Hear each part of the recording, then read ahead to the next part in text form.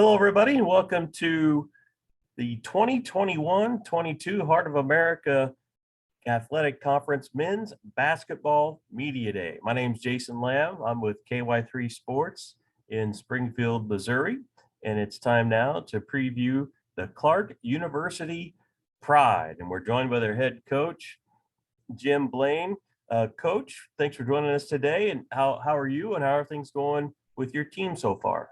I'm very good, Jason. Appreciate you having me. If you hear a little cough in the background, I'm home with a 9-year-old today who has a nasty cough, but otherwise is doing fine. But I think today will be our 17th practice later today. So, we're deep into it. We've got a game in a week, and I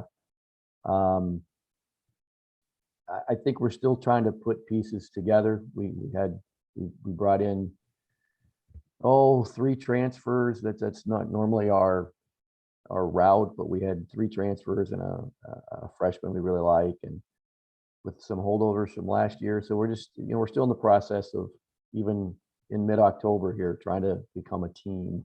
Okay. I think that's our biggest. I was our looking biggest here goal at this point. It looks like you have 11 players returning, and this is the start of your 8th season there.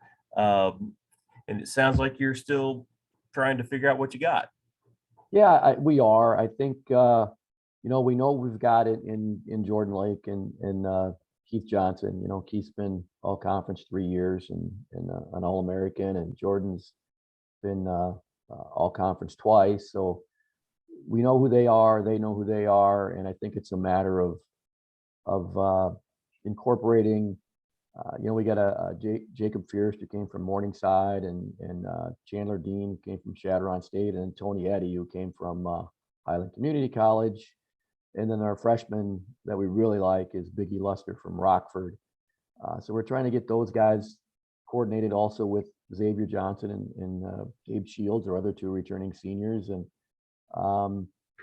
it's been a process. We've got, everybody's got people out sick and injuries, but 2 of our, Gabe and X, have been out with illness and injury. So, but we'll get there. There's a lot. It's a long season. We got a lot of time, and we'll get it figured out. And but I like our talent.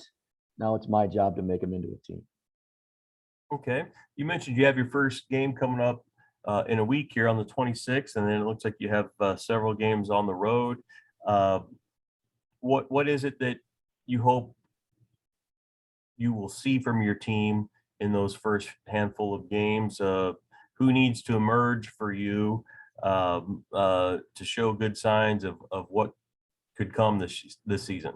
Sure.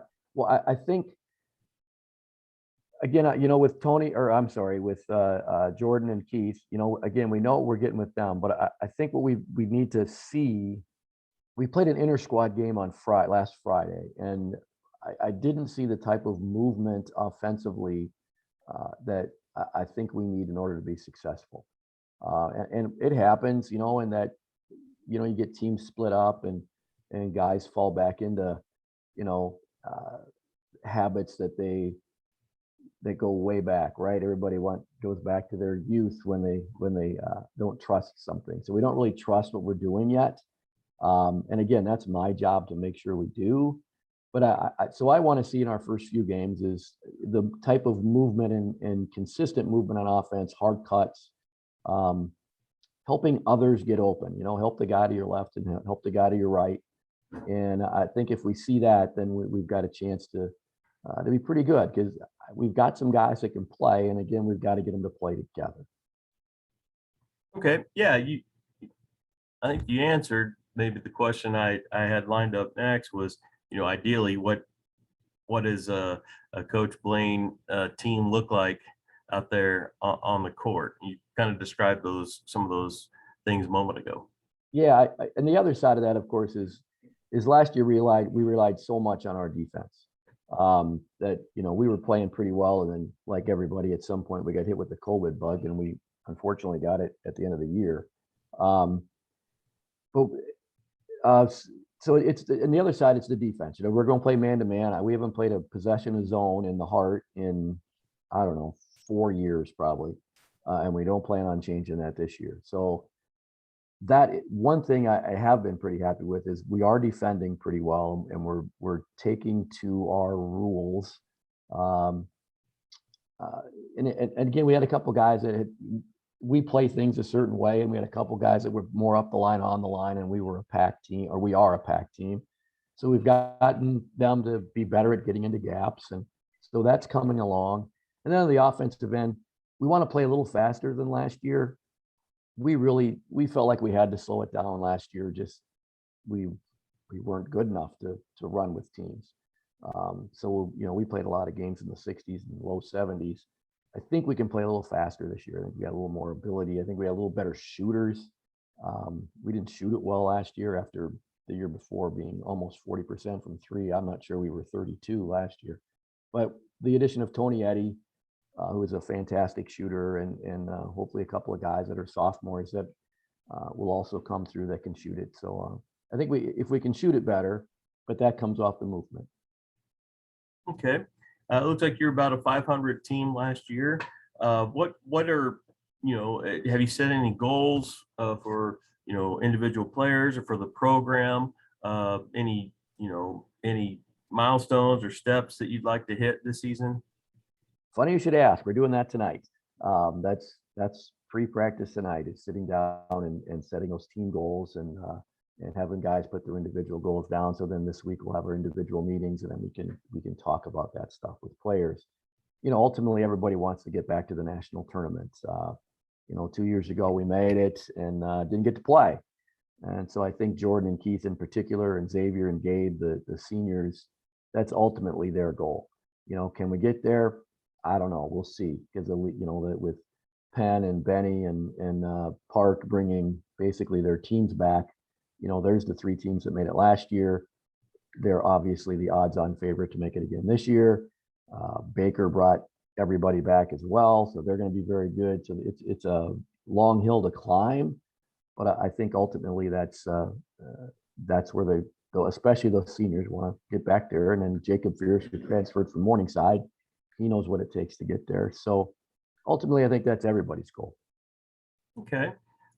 You'll thankfully get to see the return of fans in arenas this season. And for those who may venture up to Dubuque, what can you tell them about the city of Dubuque and about Clarke University? Well, I've grown up around here, and I still live. I always say I still live on the good side of the river. I'm still a Badger at heart, but and a 608 area code. But Dubuque's a great city. I mean, we've got there's three colleges, so it has a very collegial feel. What I like about our atmosphere at home games is Coach Regalado does a fantastic job of getting his football guys out to both the women's and men's games when we ask, and they create a great atmosphere. So I think if you come to a game, especially when school's in session, and we get the football guys out there, you're going to see a great atmosphere and have some fun, and hopefully with the heart, you're going to see great basketball. It sounds like Dubuque is a pretty nice college town with several schools there. Yeah, I think it is. Like Clarke itself is not a huge school, but I think the fact that there's three schools, and then it does have a collegial feel. There is a college area, and we're a town of 65,000. So we're if you're a college kid, we're going to have whatever fast food joint you're looking for, or whatever you need to enjoy yourself. So yeah, they've revitalized the downtown since I was a little guy many years ago. They've revitalized the downtown. It's very nice.